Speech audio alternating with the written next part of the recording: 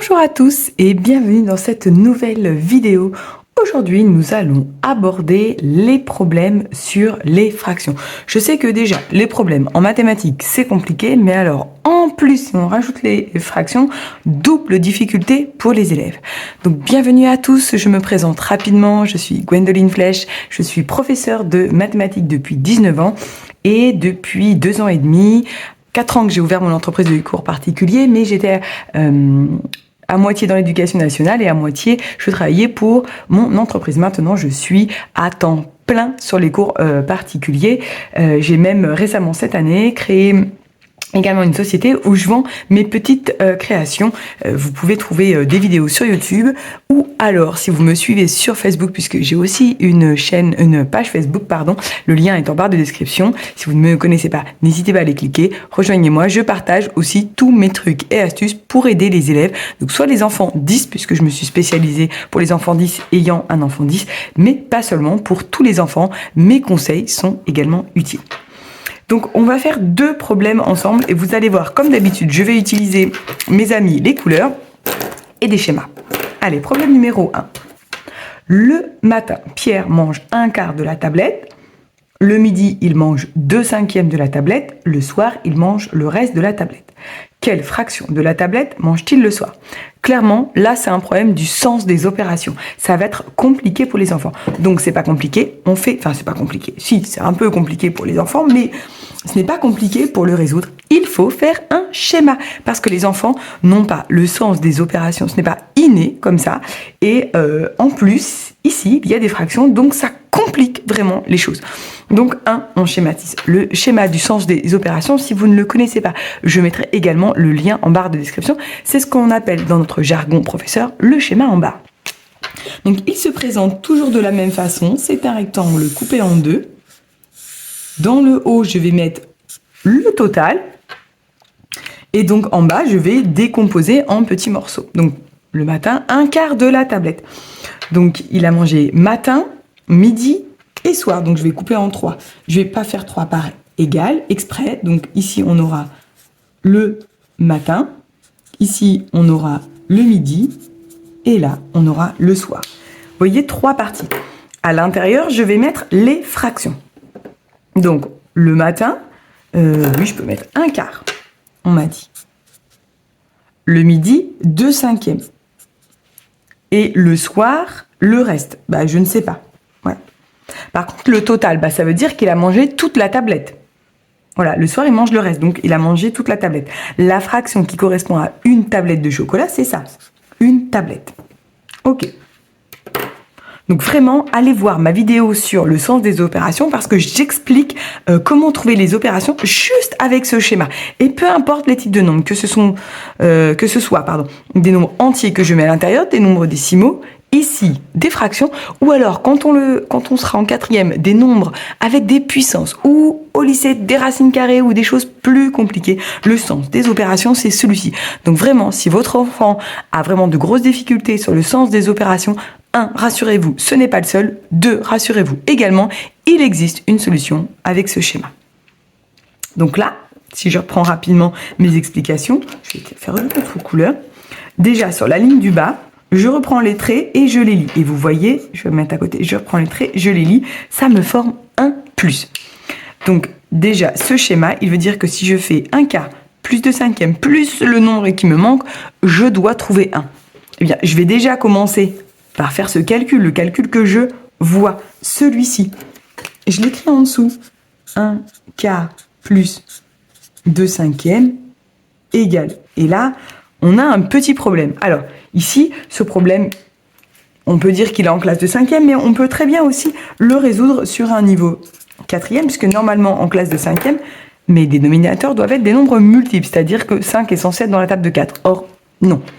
Donc, je dois trouver un nombre qui est dans la table de 4. Donc là, vous voyez, je dépasse légèrement le problème de 5e. Je vais avoir 20. 20, il est dans la table de 4. Mince, c'est pas le bon côté du feutre. Donc, vous voyez, je prépare mes fractions. Donc, ici, je vais devoir multiplier par... je n'ai pas utilisé le bon côté là aussi. Par 5 et là, par 4. Voilà. Et je fais toutes les multiplications. Donc là, changer. Donc ici, 1 fois 5, 5.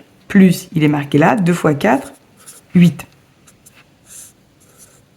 Je garde le dénominateur, 8 plus 5, 13. J'ai déjà fait, je crois, des vidéos sur addition de fractions. Je mettrai les liens en barre de description également. Comme ça, si vous n'avez pas vu toutes ces vidéos, n'hésitez pas à aller les voir en amont, puisqu'il y a des prérequis, c'est-à-dire des choses à savoir avant de pouvoir résoudre les problèmes. Voilà, je sais déjà que là, ça me fait ici 13 vingtièmes. Donc, plus combien pour arriver à 1? Ici, le professeur, je vais peut-être mettre un rouge. Voilà, ici, le professeur. Hop. Vous voyez, là, je ne peux pas les lier, ces nombres, parce qu'ils ne sont pas sur la même ligne. Donc, je vais juste repasser, vous voyez le trait, et hop, ça me fait une soustraction. J'aurais donc là, non, je ne peux pas faire. Vous voyez, donc là, c'est la soustraction. J'aurais peut-être dû, voilà, faire comme ça. Vous voyez, là, ils sont liés. Voilà, j'ai fait celle-ci. Là, maintenant, je vais faire cette soustraction, puisque là, je ne peux pas faire l'addition, puisqu'il me manque ce nombre-là. Donc, je dois faire une soustraction. Et vous voyez, donc, je dois faire 1. Je vais mettre en rouge, moins, et parce qu'il y a un schéma. Donc, vous voyez, là, je lis de gauche à droite, mais il peut se lire de haut en bas. 1 moins, et ce résultat-là. Celui que j'ai déjà trouvé, c'était 13 vingtièmes. Ah, là, on a un problème, parce que 1, c'est en réalité la fraction 20 vingtièmes. 1, c'est une tablette entière. Si j'ai 20 petits carrés dans ma tablette et que j'ai tout mangé, ça veut dire que j'ai mangé les 20 petits carrés sur les 20 que j'avais. Moins 13 vingtièmes égale 7 vingtièmes. Quelle fraction de la tablette mange-t-il le soir? Et j'ai trouvé le nombre qui manque ici. Il mange 13 vingtièmes de la tablette. Voilà comment on résout des problèmes avec des fractions. Nous allons en faire un deuxième. À l'élection de Miss Math 2025, Léa a remporté 12 25e des suffrages, Nadia 19 50e et Madeleine tous les autres. Là aussi, on a un petit peu ce même gabarit, sauf que là, on ne va pas les lier, mais on va avoir juste la ligne du bas. Puisqu'on a 3 personnages. Donc, comment s'appelle la première? Léa. On a... Oui, d'ailleurs, j'aurais pas dû coller. Bon. Je vais mettre une double barre. Voilà, on va pas les coller. Allez. La deuxième jeune fille s'appelle Nadia. Et la dernière s'appelle Madeleine. Voilà. Léa a remporté 12 25e. Et vous voyez, c'est un petit peu comme en français. Je vais chercher les informations dans le texte. Nadia, 19 50e. Et Madeleine, on ne sait pas. Et on voudrait savoir qui a été élu. Pour savoir qui a été élu, il faut que je trouve qui a remporté le plus de votes. Le problème sur les fractions, c'est qu'elles n'ont pas le même dénominateur. Je vais devoir déjà les transformer avec le même dénominateur.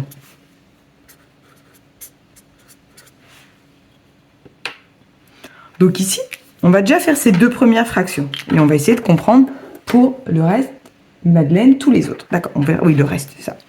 Donc, ici, il faut chercher un nombre qui est dans la table de 25 et de 50. Si on a du mal, on peut dire à l'élève, tu écris tes tables à côté. Donc, 25, 50, ah, j'ai trouvé, et 50, bah, c'est 50 fois 1, là. Là, c'est la table de 25, là, c'est la table de 50. Les enfants ont besoin de voir, donc on n'hésite pas à écrire les tables. Donc là, celle qui est sur 25, je vais devoir la multiplier par 2, en haut et en bas, bah, décidément, c'est toujours pas le bon côté. Et elle, bon, je vais la multiplier par 1, mais ça ne sert pas à grand chose, mais je peux l'écrire si vous voulez. La multiplication par 1 ne change pas. Donc on y va, 12 fois 2, 24, 25 fois 2, 50.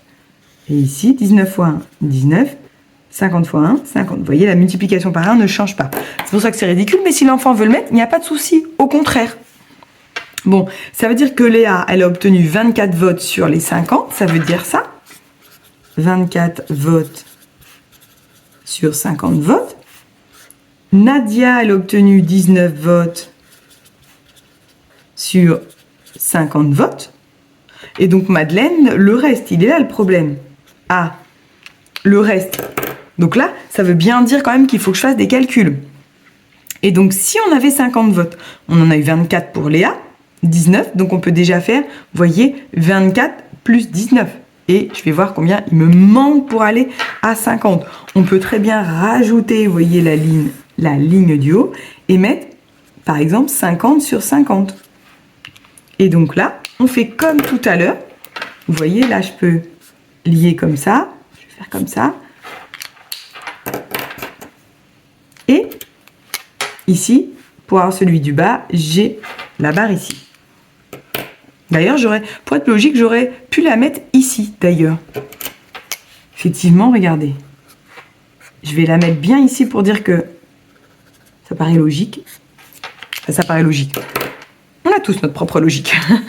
Donc, et si on veut l'écrire en un seul calcul, il faudrait faire 50 sur 50. Vous voyez, je peux le faire d'ailleurs. Moins celui-ci, que je dois lier, hop, ajouter d'abord. Donc là, résultat jaune, la barre rouge. On n'hésite pas vraiment à mettre de la couleur. Hein. Les parenthèses sont prioritaires. D'ailleurs, c'était pas 12, mais 24. Et là, c'était 19. Je n'ai pas regardé le bon nombre. J'ai regardé celui-ci. Voilà, parce que je dois mettre sur le même dénominateur. 24 plus 19. Donc, pour faire ça rapidement, on peut faire 24 plus 20. Ça nous fait 44. J'ai compté une voix de trop, 43. Et donc, Madeleine, elle a 7 votes. On va pouvoir répondre à la question qui a été élue. Voyons voir. Eh bien, c'est Léa, elle a obtenu le plus de votes. Et donc, comment on marque ça mathématiquement à son professeur? 24 sur 50 est plus grand que 19 sur 50, qui est plus grand que 7 sur 50. Une petite phrase réponse, c'est Léa qui a été élue. Mais on peut dire c'est Léa. C'est une phrase, sujet, verbe, complément, point, avec un sens. Voilà, on fait aussi du français en cours de mathématiques. Eh bien, écoutez, j'espère que cette petite vidéo vous a été bien utile et surtout est assez claire pour vous afin d'aider vos enfants à résoudre des problèmes sur les fractions. 1, on schématise. 2, évidemment, on met les nombres. D'abord, les nombres qui sont donnés. S'il y a besoin, si elles n'ont pas le même dénominateur, il faut les mettre au même dénominateur parce que pour pouvoir faire des calculs avec ou les comparer, en maths, on compare ce qui est comparable. Par exemple, dans la vraie vie, on ne pourrait pas comparer la lecture d'un enfant de 6 ans avec un enfant de 14 ans. Ce n'est pas possible, ils ne sont pas au même stade. Pour les fractions, c'est exactement la même chose. Pareil, je voulais dire. Voilà. Et ensuite, on n'hésite pas. Les nombres du bas, on les lit, addition. Les nombres du haut, on repasse, soustraction. Voilà comment on peut faire pour connaître le sens des opérations. Après, on écrit les calculs et surtout une phrase réponse à son professeur. En mathématiques, il n'y a pas des méthodes, mais une méthode. Mais il faut avoir la bonne, évidemment. Allez, je vous laisse pour cette vidéo et moi, je vous retrouve dans la prochaine. Ciao, ciao.